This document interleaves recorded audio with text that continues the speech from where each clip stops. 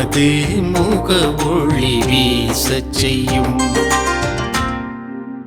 எனக்கு நீதி அருள்கின்ற கடவுளே, நான் மன்றாடும் போது எனக்கு பதிலளித்தருளும். நான் நெருக்கடியில் வீழ்ந்த போது நீர் எனக்கு துணை புரிந்தீ.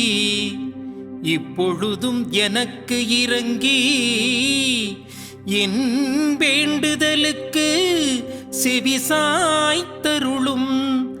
மானிடரே, எவ்வளவு காலம் எனக்கு உரிய மாட்சிக்கு இழுக்கை கொண்டு வருவீர்கள்? எவ்வளவு காலம் பெருமையை விரும்பி பொய்யானதை நாடிச் செல்வீர்கள்?